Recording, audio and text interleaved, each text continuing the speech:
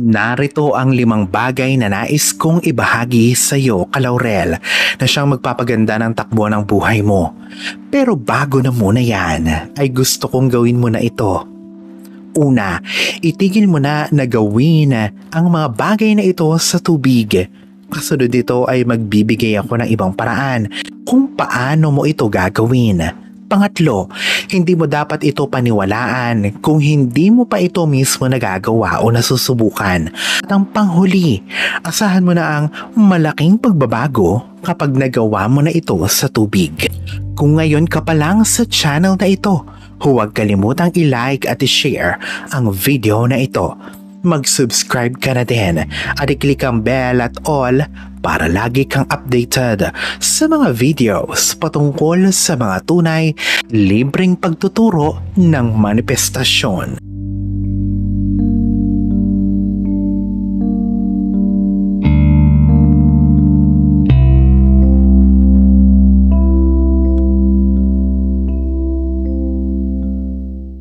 Pakiramdam mo ba ay lagi ka na lang pinagkaitan ng tadhana? Ang kasaganahan, mabuting kalusugan, kayamanan at masayang relasyon ay palaging nilalayuan o tinatakasan ka. Marahil baka ito na ang bagay na hindi mo pa nagagawa at dapat mo nang subukan. Ang una at ang pinakaimportanteng iwasan mong gawin sa tubig ay ang hindi pagpapahalaga sa kapangyarihan nito at kahalagahan nito para sa ating buhay. Ang tubig ay higit pa sa isang likido na siyang mahalaga sa buhay.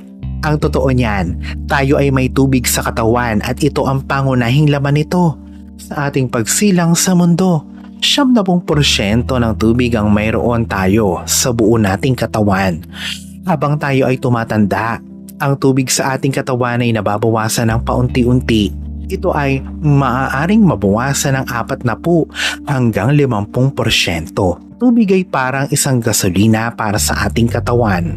At ang pagbabaliwala sa malalim na impluwensya nito sa lahat ng aspeto ng ating buhay ay parang hindi pagpansin sa kapangyarihan nito na siya nagbibigay buhay. Lahat ay nawawala sa kaayusan habang ang gasolina ay nauubos. Ito ay parang sasakyan na walang gasolina at pinipilit na paandarin. Kaya nating baguhin ang sarili nating frequency sa simpleng pagtungo sa tubig ng may referensya at intensyon. Sa totoo niyan, ang ating abilidad na makaakit ng buhay na talagang pangarap natin ay may malapit na relasyon sa ating frequency na may impluwensya sa ating interaksyon sa tubig. Ang hindi pagpapahalaga sa kapangyarihan ng tubig ay ang dahilan kung bakit tayo ay nahihirapang makaakit ng prosperidad, kalusugan o malalim na espiritual na koneksyon sa iyong buhay.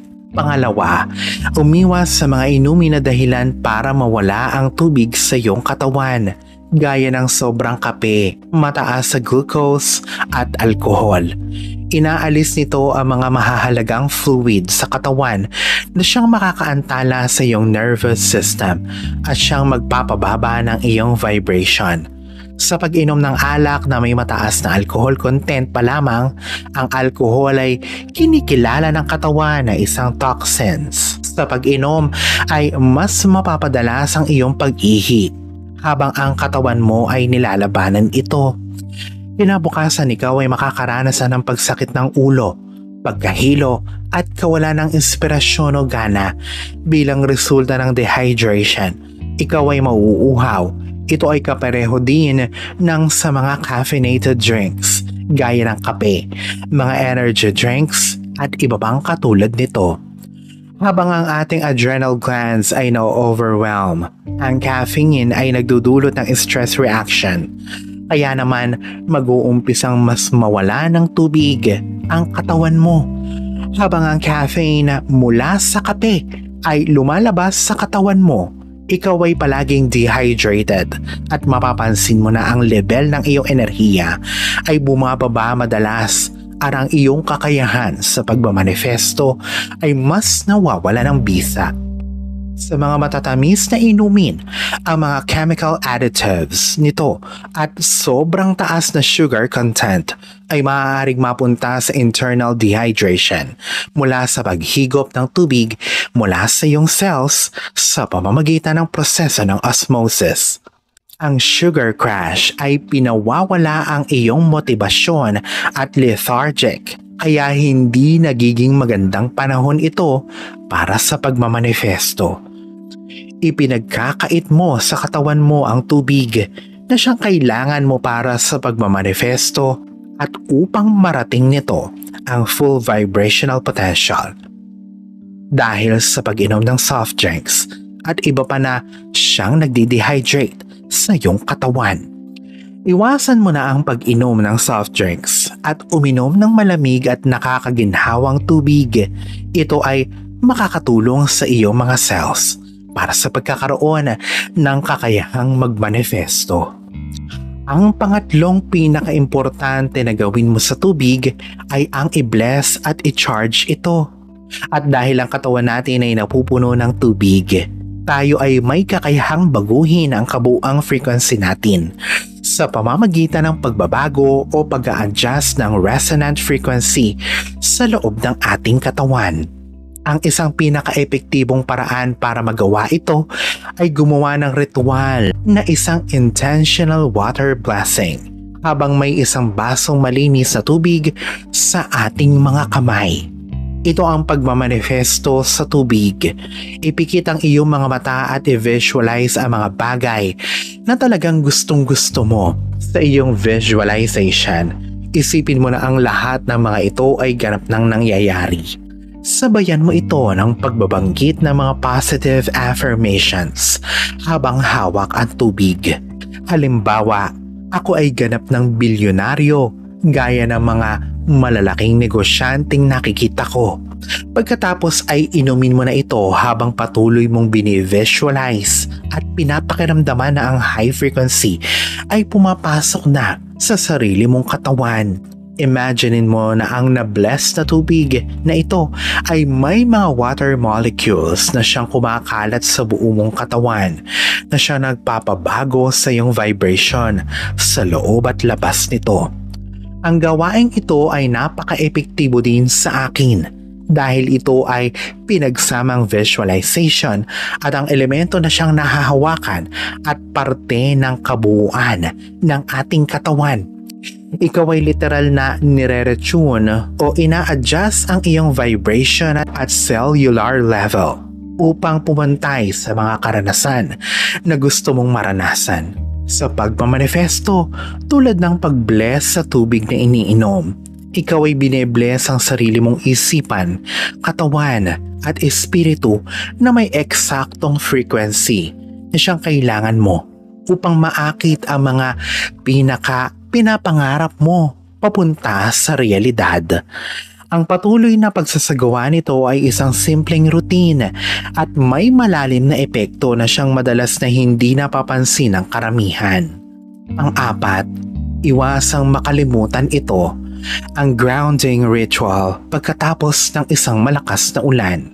Ang ancient practice ng earthing o mas kilala nating grounding ay ang siyang magpapaganda ng ating conductivity at mas mapapalalim pa ang ating koneksyon sa cosmic energy field.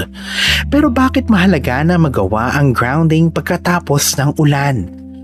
Ang radiation ay patuloy na inaatake ang lupa.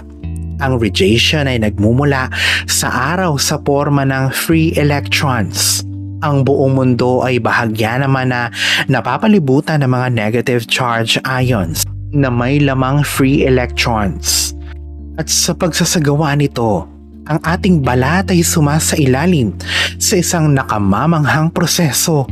Ito ay nag-a-absorb ng negative charge ions habang pinakakawala naman ito ang mga positive charge ions. Ang simpleng palitan na ito ay nagdudulot ng electrical balance at enerhiya na may relasyon sa bioelectric circuitry ng ating katawan.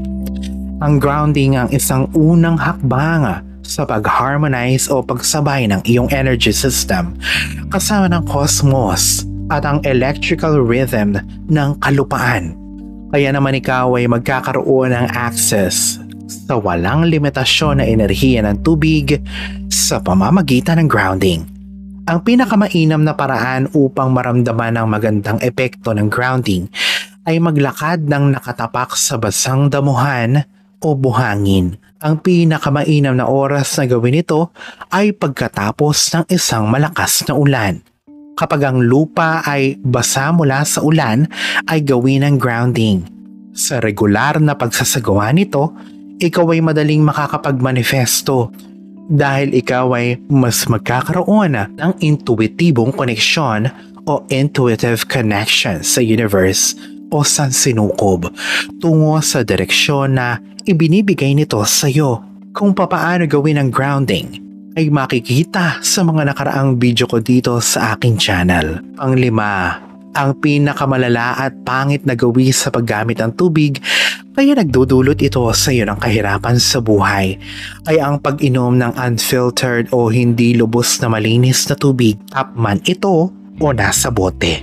Ang vibration na mayroon ng tubig ay maaaring mabawasan dahil sa contaminants na meron ito, tulad ng pagdaloy nito sa mga heavy metals, pagkakaroon ng kemikal, microplastic at ibang pollutant.